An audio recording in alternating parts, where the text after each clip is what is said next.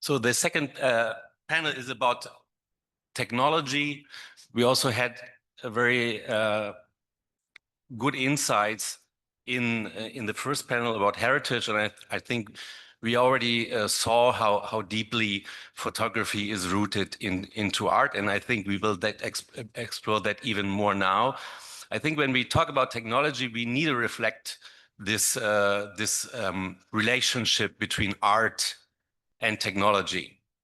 I would even say that they're like dependent of each other. And when we use technology also for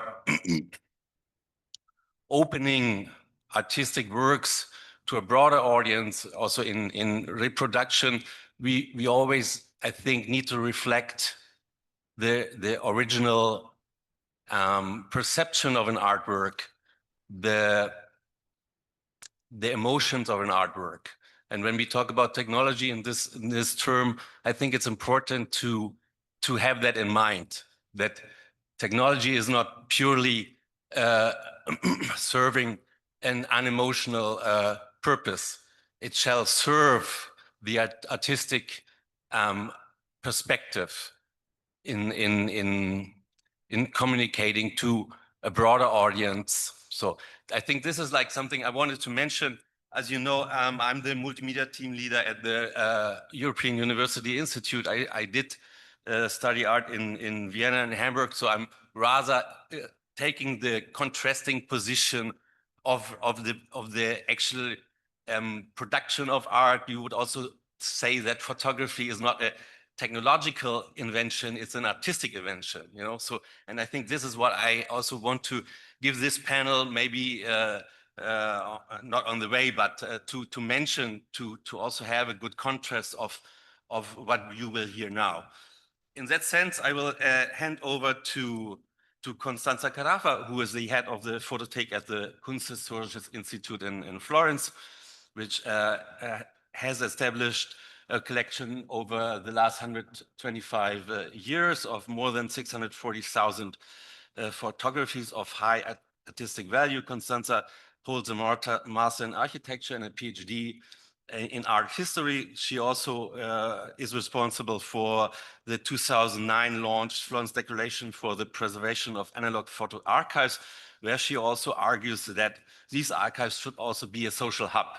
This is like pointing to what I was just initially saying. She will talk together with Rafael, Brundo, Uriarte, I hope I will pronounce that correct, who received his PhD in computer science in 2015 and is currently coordinating the Digital Humanities Lab at the Kunsthistorisches Institute in Florence.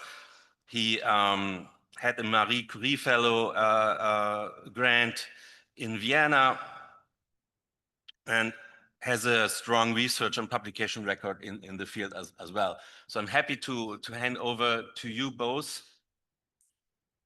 Thanks. Thank you very much, Matthias, and thank you to everybody for inviting us to present our work. We are in a panel dedicated to technology, so I am not going to speak a lot about heritage, but this is in fact our starting point. The Photothek of the Kunsthistorisches Institute in Florence was established together with the Institute in 1897 in a research institute dedicated to the study of Italian art, which now has a broader scope. We have been collecting photographs since then. We have at the moment 640,000 photographs, all accessible, or the most of them accessible in open shelves, and it is a growing collection. The collection is dedicated mainly, but not only, to Italian art and architecture with all kind of photographic media, analog and digital. And in fact, It is a collection that served and serves the study of art history, but also the study of heritage in general, since photography and photographic archives were so important and are so important also for constructing a notion of heritage. And in our eyes, these photographs are heritage themselves. Our work is based on the idea that photographs are not just flat images, but rather material and three-dimensional social objects, and they are active in archives as ecosystems in which they interact also with other organisms and of course with different technologies and with humans. I could say a lot about our strategies to preserve, make accessible, but also activate and reactivate this heritage. We are particularly interested in the archival practices that show us the making of photographic objects and documents over time, and this is very much connected to what I was saying about the formation of an idea or ideas and notions of heritage. And one of the archival practices is metadata. Metadata always already existed. They were not invented in the digital format. We have card index, inventory books, captions on the photographs, labels on the photographic boxes, and of course also metadata in our database. And especially the card index or card catalog is what we are going to present now, or Rafael is going to present our project. And the word that I would use to describe our project, that is a digitization project, is integration. We do not use very often the term of transformation, and we don't really like the term of digital transformation. That suggests it is an itinerary from one point to another or from one state to another. We prefer integration because the digitization has consequences for the analog holdings and vice versa. And we think that digitization is incredibly important and allows a different way to access the holdings and a different way to work, especially with metadata. But again, it doesn't substitute the possibility that we have with the analog consultation. Rafael, I give you the floor. Right. Thank you very much. Well, just first of all, everybody apologize. I can apologize as well for, unfortunately, when I saw the slides of Costanza, I saw, okay, I cannot keep up with that. And I'm a computer scientist. I'm used to a black screen all the time. And then I apologized to her, and she encouraged me very nicely, saying, okay, statics are not everything.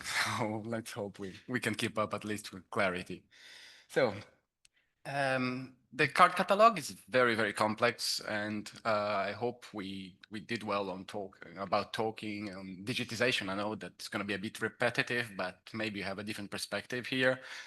Maybe try to use not only the hype of AI can help, can do everything, but try to put it in practice and see the challenges that we face with a real project, a very complex project. So these this catalog has more than 550,000 cards and spans over a century. And it's very complex. I'll show you why. It's divided into seven thematic archives with architecture, sculpture, paintings, drawings, and so on. Well, no, thank you. Again. Yes. So here we have some examples of them. I have some cards. You can see that it's very complex, and the whole archiving itself has something really complex, but not only the archive, we still have some documentation, we still have some best practices, but there's so much embedded in the curators that sometimes we don't realize. And for example, on the left top of the card, sometimes we have a point. If it's a point, means that a cataloger was someone, if it was a triangle was someone else. Or it means that we have also in the digital collection. Otherwise, we don't have any collection. Sometimes we have handwritten, sometimes typewritten, sometimes they're canceled. So it's extremely complex. You have in two languages. And when we did a study to see more or less how is the layout, we said, okay, it's going to be easy. We just identify what is in the middle, what is on the, and then we found out that we have more than 50 different templates, different layouts. So it was a surprise, a very in the beginning, we were a bit concerned, saying, okay, we're not going to make it, so let's leave it. But then we started going for it, and now we are at a good point. So the objectives of the project was basically digitize, transcribe, and then integrate it into the digital photo library, which is a very complex endeavor. Well, I'll show you later why. Then we're going to talk about preservation and provide access in the original organization that has a lot of value. The organization itself is very complex, but has a lot of embedded knowledge. Like if it's placed in a specific drawer, means something. If it's placed in another collection, it means something else. So we want to preserve that. And of course, again, just what Costanza said about transformation, we see it. I also sometimes use terms like augmentation or expansion or even different perspective on the physical and the digital. Okay, so we started with this in the beginning of the year. We digitized a drawer, around 1,500 cards, and started evaluation, first to evaluate the scanning solutions, but this is a bit boring, this technical part, and how they scan and have resolution and so on. And the fun part was testing transcription methods. First, we use off-the-shelf solutions, OCRs, and they simply did not work. They were better than nothing, but very bad. Then we said, okay, let's go for AI. AI is the hype, and I have a degree in a PhD in computer science. I said, okay, let's try to see what can be done. Therefore, in this test phase, we create a platform for visualization, correction, and research. That's the main aim. So here is the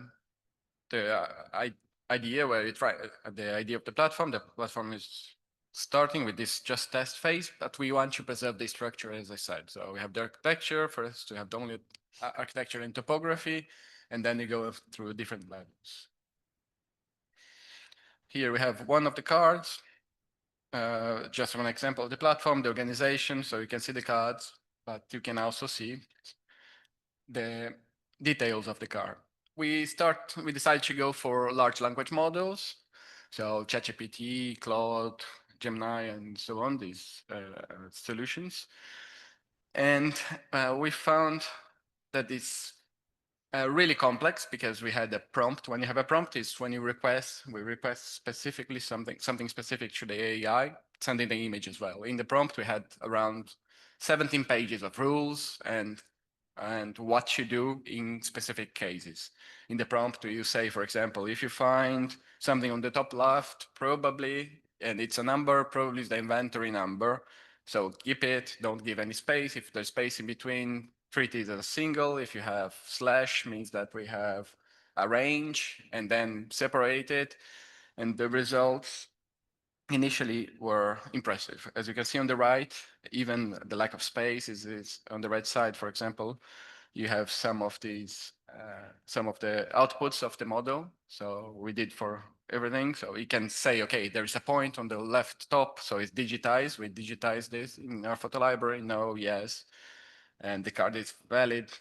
It's not, there is nothing saying that it's not valid on the try to extract the artist. Is of course not perfect, but so on. Then we asked an expert from the photo library, and she was very, very kind. She provided us not only first feedback, which was, for me, was eye-opening. Is like she said, okay, first we found more errors in our own archive. So archiving is, you have this feedback loop that you're always improving and seeing and modifying, and she saw a lot of things that could be improved based on what we transcribed. But also she provided us a PDF with errors and small like things that we didn't catch, that large language models didn't catch. So what we did, we said, okay, maybe it's better not to mess the platform. So 2 weeks ago, I created a separate platform to evaluate the outputs. So what we do here, we create, it's very simple. Can you pass this? It's a very simple platform, relatively simple platform where you can have the field that was wrong, you have the card, the original transcription, and the ground truth, the user corrected transcription.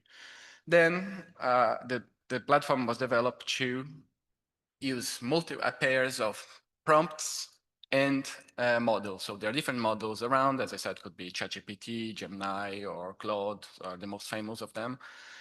And the results are quite different. And then this platform will help us to analyze the cost benefit of each, because they have different costs and different ways to do it. So once you can send one card or multiple cards or all the cards, you have this feedback with this ground truth and try to analyze the results based on that. Here we have an example. You can see that originally the number was not wrong. It was corrected in the card. You can see with the one on the top left, the 0 became 1. It was probably a typing error. And 2 of the models didn't work. It's red. They got 0 still, and the others got green. But the interesting thing is on the bottom. It's like I asked, okay, if you have anything handwritten, please tell me what's the handwritten text. And you see at the end that the 2 models that got it right, they see the original number with 0, they put down there, and then they have the updated one. But okay, thanks, please. And the final analysis, I created also an evaluation where you can compare models according to the results by field and by field. You can also click and see the details, which model, and here we also have the prompt showing, okay, the pairs of prompt and results. So it has been not easy, not only because of the prompt, but everything we have been working on this specific digitization, and it's very, very complex, but the results are, for me personally, amazing. They're really impressive. Okay, next one, please. No. And so I think we don't have much time for the technical overview, but just to give you a general idea, we analyzing whether we're going to need layout analysis, segmentation or not in the future. Seems like not. We're so advanced with the results that probably we won't need it. We might need classification if you see that some models are very good with specific needs. For example, identify triangles, handwritten draw triangles or points. And so we might do the same cards transcribed by one model, by the other, and then merge the best results accordingly. Then, of course, we might do cross-checking transcriptions, use function calling, context protocol, that if you want, I can give you an overview of what are those later. So, conclusions. First of all, it sounds that we just take large language models and use it and AI, but that's not the case. We are very critical on artificial intelligence. We have we have made workshops, we have reading groups about AI when we discuss it a lot. So this is a proof of concept. We don't know whether we're gonna go ahead with that. And some questions are, for example, when is the right time to transcribe? Because 10 years ago, I was not in the Institute yet, but there was an estimate from a company and the work was colossal. It was huge. And the prices, the numbers were scary. So we couldn't go ahead with the digitization. I think it was a good thing in the end, because now we can do much more with less and much better quality and so on. But we should also remember that also these companies and also all the realities that we discussed, they also are not so ethical in many points. So we saw companies that outsource transcription to Africa or I don't know, South America, very badly paid and bad conditions. So we should also be aware of these challenges in the sense. It's not only AI, we should be aware in many aspects. I think that there is a big discussion also, okay, what happens if we decide to go ahead and digitize everything? What's going to happen with our data? Is it be used to get jobs of people? It's going to improve the quality. It's going to be worse quality. They're going to use for model training, ethics. Is it ethical? Did they pay copyrights to train the models? Yes or no?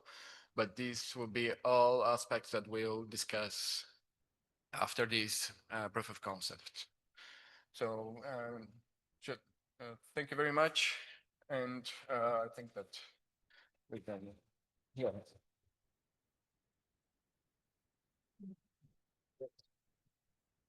Thank you very much. That was a very interesting insight. It shows how difficult it actually is to proceed in this integration, as you called it, to keep the livelihood of an object, and how many steps are involved in this phase, and also what other perspectives you need to deal with. Like, you know, when the cards have been written, there's a certain perspective to look at something. And this is also something that needs to be then taken into account. Maybe even that needs to be transformed in something new before you then actually arrive at the social object, as you call the photography. So I think this is this is a very good insight, and it shows also how detailed these steps are. And it also shows, in my perspective, also the amount of data we are like confronted with if something has been like archived over so many years. So there's of course a lot that has been done. So thank you very much. I don't know if I think we do the questions at the end. So I hand over to John Balean. Probably now I said it wrong. Oh, no, I said it right. Good. He is operations manager at TopFoto in the United Kingdom. He oversees a vast archive of over 5 million images, primarily from the 20th century press photography collections. He's also a steering committee member and consultant of Photoconsortium, contributing to the EUreka3D and EUreka3D-XR project that promotes the 3D digital transformation of cultural heritage, which I also profoundly found interesting, because we are pointing basically to the other end of technology. So we are kind of have here already the circle, like the earliest heritage, cultural heritage, and actually the state of the art technology we are facing now. Thank you very much. Well, firstly, what an absolute privilege it is to be invited to talk to you. I cannot thank our host enough, the Historical Archives of the European Union and the beautiful building here. I'm sharing my screen. I'm hoping it's going to work. I was not overly confident on trying to use an Italian keyboard, etc. So I'm John Balean, Operations Manager of TopFoto, as introduced. Some of you already know me, and on the left there is what you might not have seen, even if you do know me, is pictures of the archive at TopFoto. And on the right is some numbers. So we're about 100 years old. We have a physical archive of around 5 million images, but who's really counting? What we do know more is that we have actually digitized about 600,000. That's about 10%. It's taken maybe 25 years. What does that mean? Will it take 250 years to digitize the whole lot, in which time I will be dead? And very sadly, quite a lot of the archive will be dead. But and that's a problem not just for me and TopFoto, it's also a problem for all of you with photographic archives. We're rights managed. That means we exist primarily on licensing our copyright. So we are in the commercial sphere of licensing our images, our IP. What those numbers don't say is we've done 4 European EU projects with Photoconsortium and Europeana.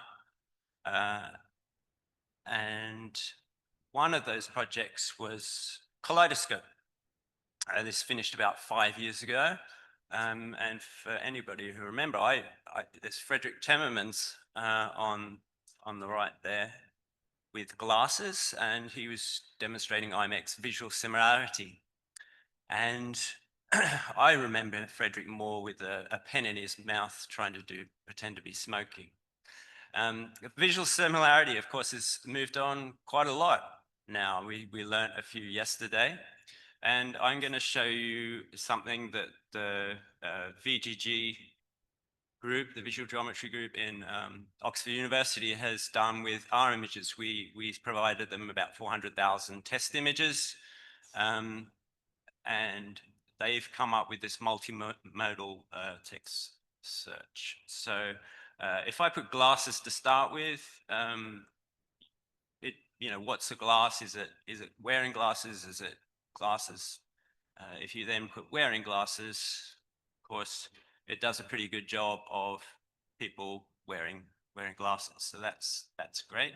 Of course, for us also, it's finding people. So I always go to Winston Churchill. And this is where the sort of most of these are Winston Churchill. But the problem with sort of visual similarity is that this guy here is actually not Winston Churchill. He just looks like Winston Churchill. So keep that one in mind as I show you something. So one of the things I wanted to do, I asked the VGG group, was to help clean up our archive with visual similarities. So some of it was duplication. So if you see those little there, it's like identical duplicates rather than just similar duplicates. And they had an advanced search. So you can use a visual similarity and then the metadata together to get a more enhanced search, a better search. And you can also do it in reverse. So this experimental knot, if I do Winston Churchill, it's going to find visuals of Winston Churchill, and then Churchill, which doesn't have the name Churchill in it. So we've got this guy here. We know that he's not Churchill. A few down, we've got Richard Dimbleby and a few other people that it thinks look a little bit like Churchill, because the similarity doesn't really know where Churchill starts and Churchill ends. I forgot to say that, I'm in technology, I'm demonstrating 2 AI things. If we get to the third thing, that'd be great. But there's no such thing as AI, because there's plenty of artificial, but there is no intelligence. It's just using these large, learning modules to analyze patterns and predict what the answers are going to be. But this I know is Winston Churchill because I'm a human being and I know what he looks like. And you can see there that it's just a typo. And of course, if you have a typo and everybody's searching using text, you're never going to get this picture resulting in the search. So now we can find that, we can clean it up, we can correct the text for people to do that. And then going further than that, it searches for concepts. So if I say having the best day of my life, it interprets that in a number of different ways. Lots of people jumping, having a great thing. Some weddings there. It does it slightly differently. So I grabbed also the best day of my life. I don't know if this is what my Italian's not good enough to know if that's accurate or not. I'm hoping you might be able to tell me. But none of our images have got Italian, not in the provided data set anyway. But you can then have instantly multi-language search just because it's visual. And I think that's amazing because images don't have text, which means we now open the entire world to archives through visual search. And I like this example the best because I pre-tested it, and the first image there is actually Italy, Florence at sunset, the best day of my life. And yeah, it's pretty beautiful here. So anyway, that's visual search. It's a lot of commercial agencies now have visual search. And I think the power is really with all of these large LLMs is that you're now training on your own data sets, using the large data then to use your own material to surface the results, which are much more accurate. So I'm going to whiz back to my presentation if I can. Yeah, sorry, that's WISE, a visual geometry group in the University of Oxford, who are developing that. Hopefully we're going to make that live, or they're going to make those parts of those live. They're working with other departments as well. So stay tuned on that. The next part, I'm going to talk about photography as the heritage sector, which is the highest level of critical risk. So I've already talked about us losing archives. And images even 20, 30 years ago are fading away quite quickly. So if there's any people thinking about funding, decision makers, we need to save our collective visual history now. And mass digitization funding is our friend to preserve that. So do not cut off those mass digitization. We do not have enough stuff. There is so much more stuff out there that we're waiting to explore.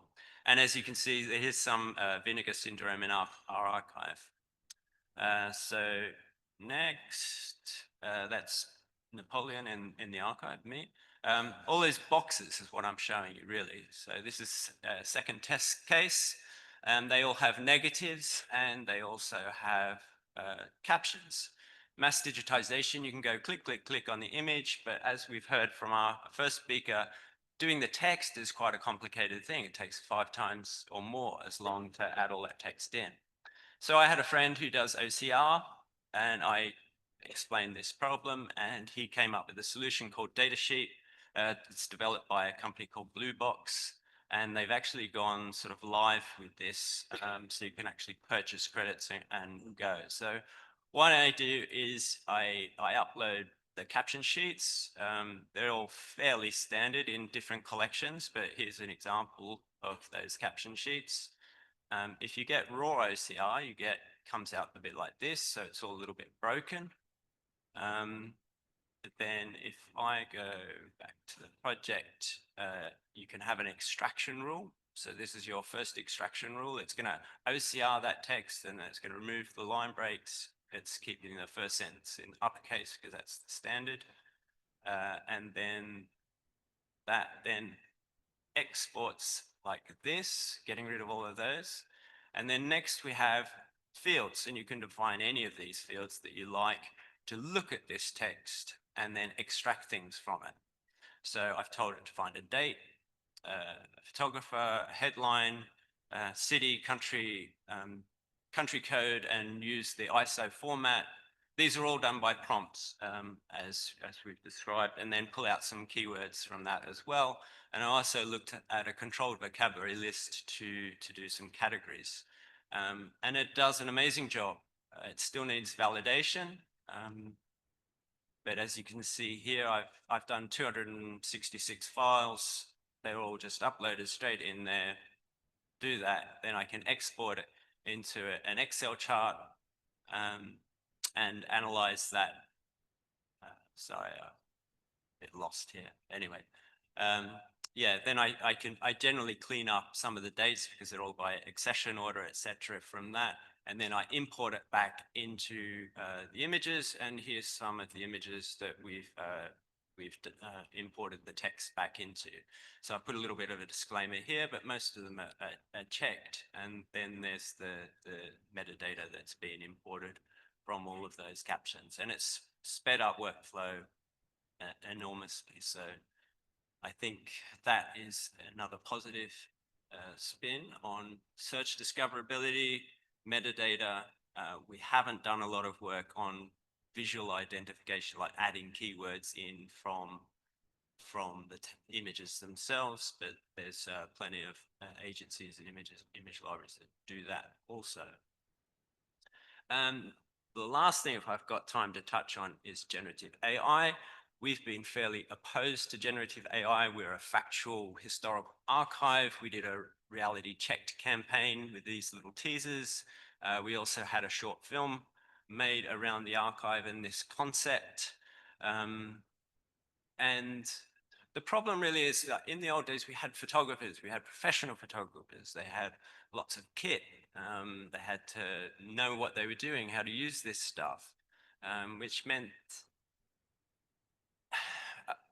at the end of, and the things that we were looking at in the media were by trusted professionals all the way along the line. We knew what we could see, and the publications like The Independent, we represent Brian Harris here, he's pointing to his credit line in those magazines, and the whole chain was an ecosystem that you could trust. And even if those photographers couldn't get there first in the event, they would eventually turn up, and what you would see would be the professional result of the aftermath of an event, rather than, and by the time which a lot of facts were more established, and we knew what we were looking at. Today, pretty much the same. There's also accredited events where professional photographers need a pass to get in, whether that's sport or the Academy Awards. But photographers were also in the crowd, and they were probably the only ones taking shots during those crowds, but it was accessible to anybody. No one had cameras to shoot.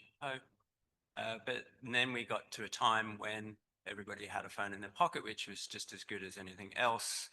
We had social media photography. Those trusted networks started to deteriorate.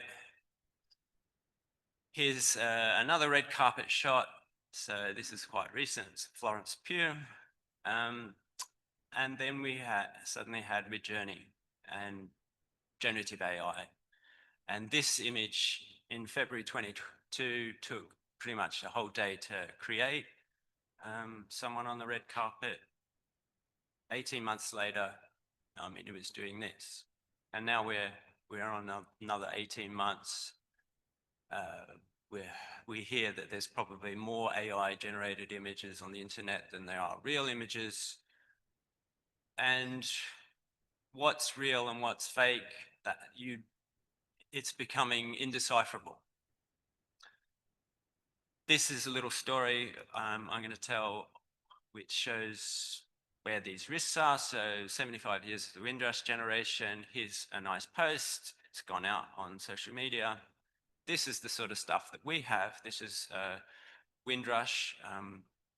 One shot, sort of the typical shot, and then another one's sort of a gem from the archive.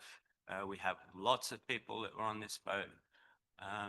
Very historical, relevant, socially relevant. But this is the imagery that went with the post, and their color, they look pretty good. But of course, they're AI generated.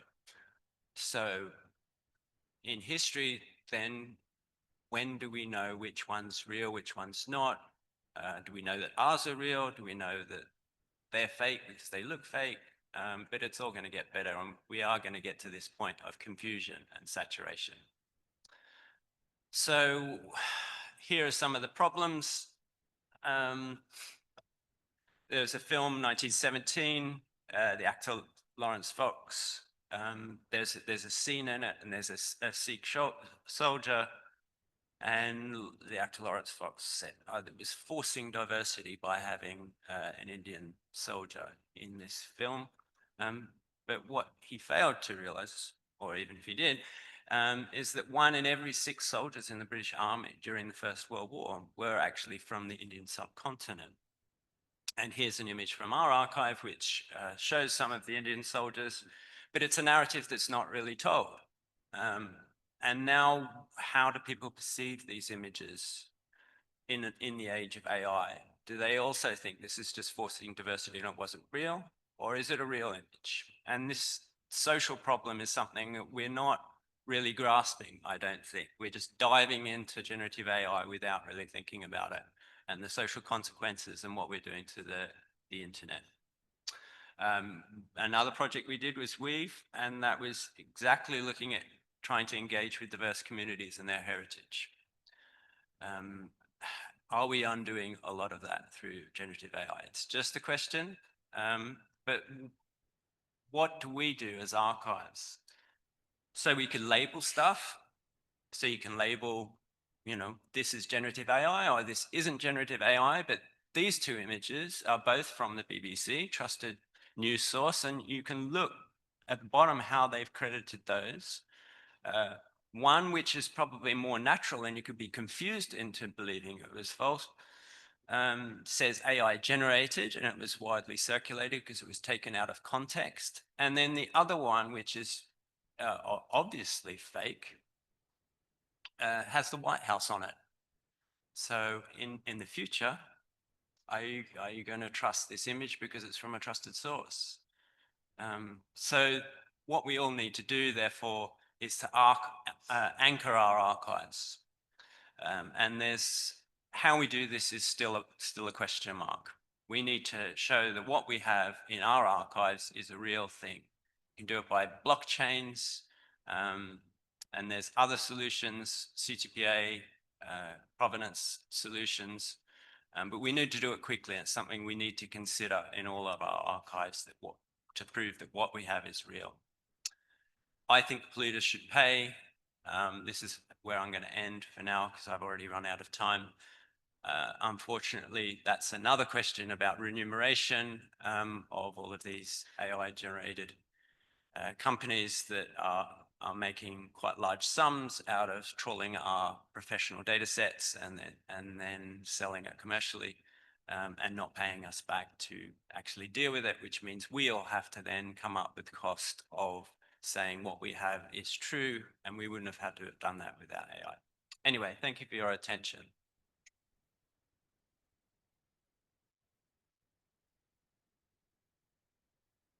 I'm sorry I went so long. So that's Yeah. absolutely fine. It was very, very interesting. I would pick out two points maybe very shortly. The first one is that also came on the first presentation is the prompting. So that means basically we are at the stage where we need to define a task very precisely so to get a certain result, and one word can change the whole outcome. So maybe on a philosophical way, we could say we need to know the question very well before we ask artificial intelligence to do something. So this, I think, this is an interesting fact at the moment. So we will maybe see in the future that this will even be a job description prompter in that sense. So the other thing I would like to point out is, of course, the risk. So when we archive or digitalize a lot of material, because there's, of course, the risk to misuse it, and there's also a certain responsibility to go with it. I think there are two. The first one is, like you showed the example of 1917. I think that the first responsibility is to make sure that the original idea is transmitted once we digitalize an artwork or a document of interest. And the second is then, of course, that we also make sure that these new generated images are either flagged the right way or that it cannot happen in the first place.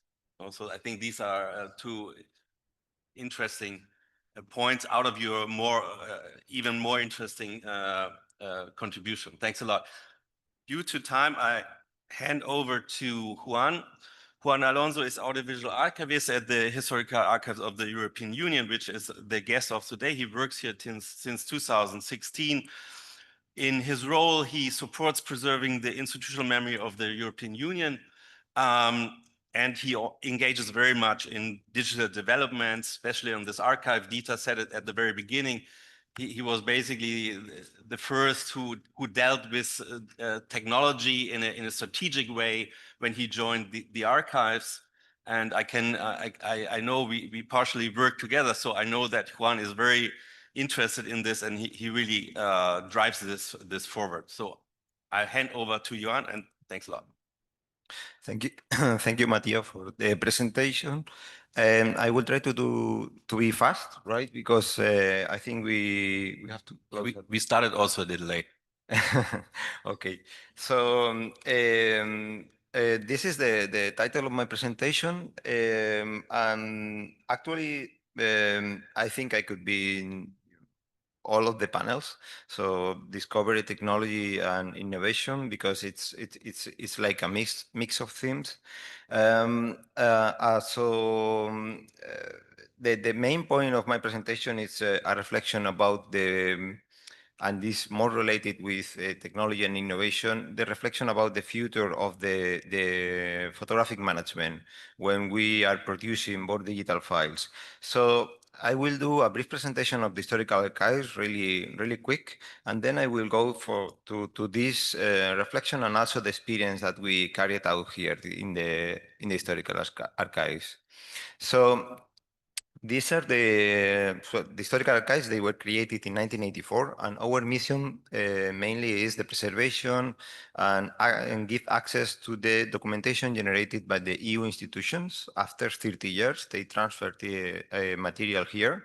And also we preserve documentation from non-EU institutions like the European Space Agency, for example, but related with the history of the European integration. Also we preserve private funds, and also collections where you can find audiovisual material as the one that you can see here in the picture. We mainly manage pictures, black and white from the 50s to the 80s, but also we have to deal with all this kind of audiovisual material. This is what we did since we started in 2016. So at the beginning, we didn't know properly the numbers that we have here. So we did inventories for audio, for video, for photos. And with these inventories, we produce guides, internal guides for the archivists and research guides for the external users.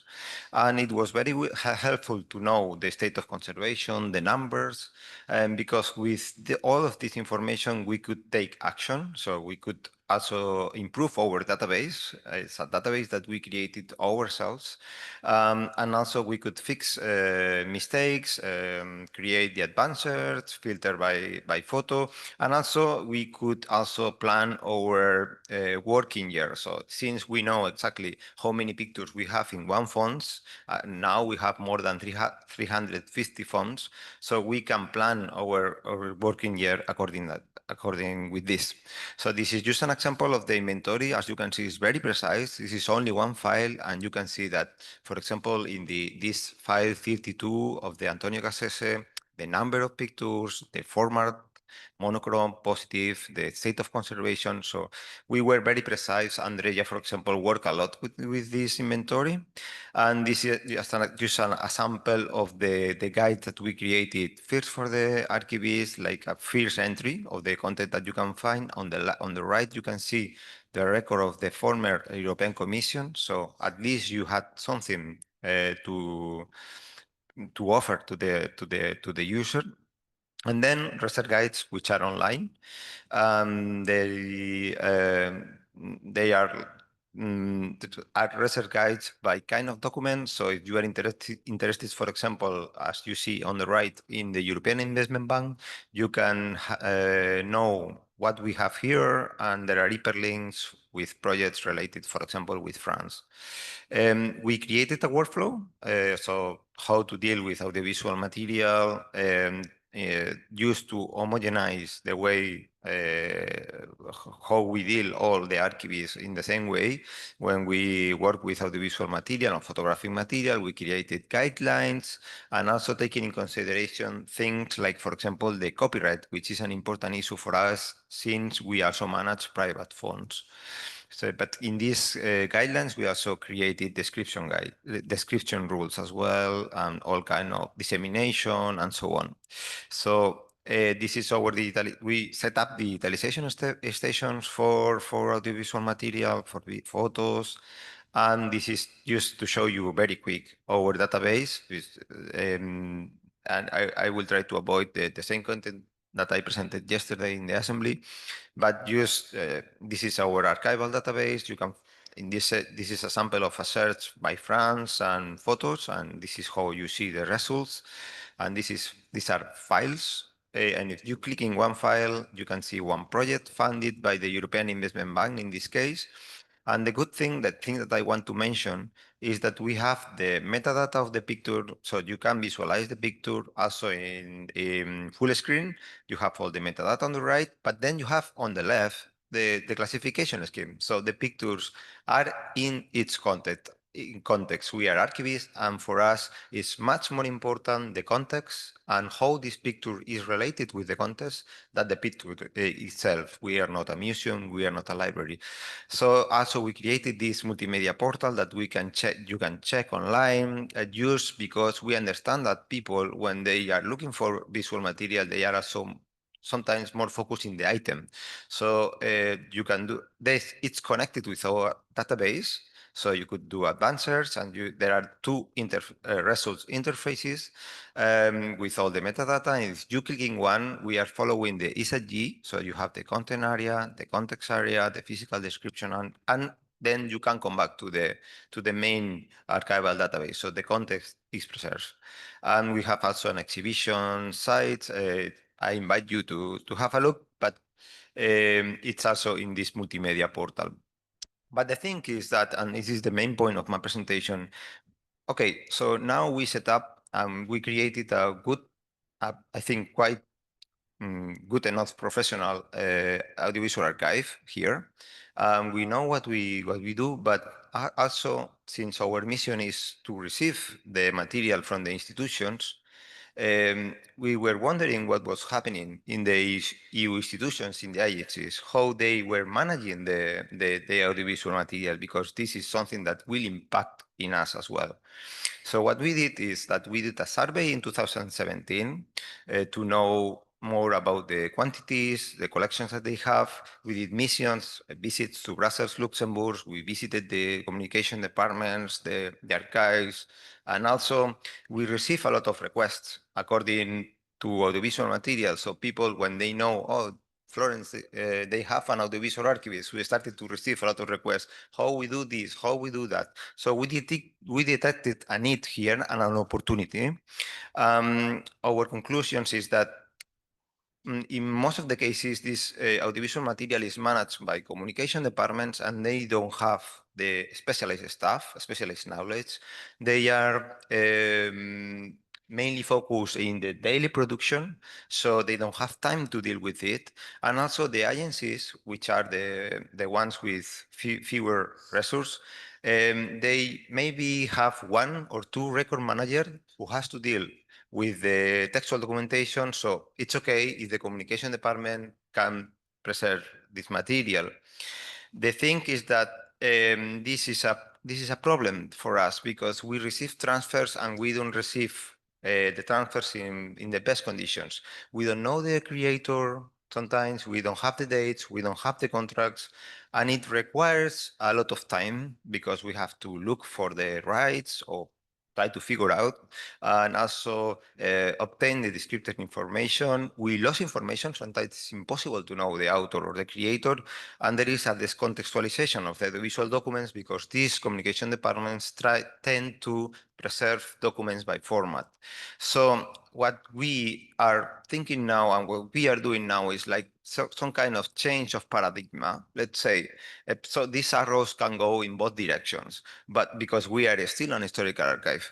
But so we think that it will be a good opportunity to become more proactive, move from the custodialism or custodial role to more intervention in the creation, because we wanted to avoid these problems now and in the future. So we see the opportunity to teach the communication departments how to manage properly the audiovisual documentation. So in the future, we will receive this material in a proper way, so with the proper metadata. And also, we say maybe it's moment to become more records management.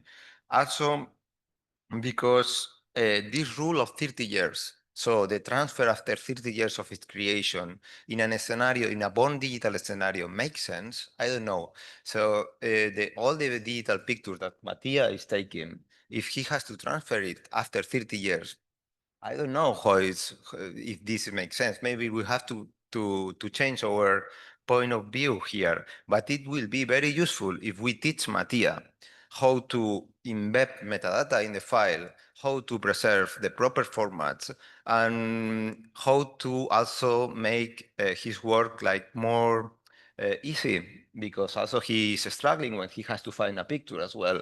So this is our approach. So we decided to create a working group to assist the agencies, to teach the agencies how to do it better, and also in a way that something useful and practical and easy, something that they can feel talking the language of the communication officer, so not talking about open the OI system or this kind of standards, something like, look, if you do this, you will improve your workflow and you will find the pictures better. So if, for example, they can embed the metadata within the file, and if so the idea is this one. So we are doing working sessions. We did working sessions by theme. So for example, selection, for example, description. We produce guidelines of each of these working sessions, and we produce a policy. We are in the phase of produce a policy and pilot implementation. So if all the agencies are following the same guidelines, if all the agencies are embedding the metadata that we are saying in the same way, that's perfect for me. I mean, I can just the transfer can be almost automatically. I can go to the Mensa and take a coffee and wait and see how the material is just transferred to our database. And also, we will not have problems in the future with this loss of information or receiving formats that are not the proper formats for long preservation. Yes, well, this is the calendar. I think I finish with this, and thank you very much.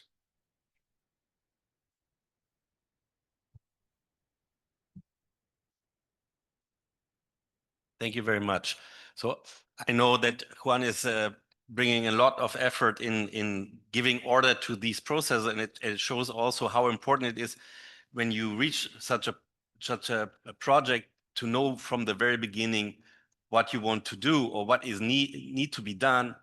And doing that, you even need to kind of reflect a little bit the future as much as you can. As you have seen, like there's a transformation from a register to a digital format. So in 50 years, there will be something else. You know, also the data is exploding. When we do an interview at the UI, we have easily 100 gigabyte, and this is one project. You know, so this is like disappointing. And I have to also admit that I think the EUI, but I think also the EU institutions did not treat you very well when they hand over material. So I know that from the EUI. So there has not been a plan to really focus on archiving the results of the Institute. And I think this is a very important contribution also to the memory of the EU to try to give that order, or to give that order. So thanks for that. And thanks to all the other panelists for the very interesting conversation. There's a question. I hand over to Valentin. Thank you. Yes, the chat was very lively with a lot of mostly positive comments and, you know, the challenges of AI. There is a specific question that I would like to forward to Rafael and Costanza, but just 1 minute because we are a bit behind our agenda. The question was about what are the critical writings on AI that you found useful, and the reflections that you did about this, how they affected the decisions that you've made. Thank you.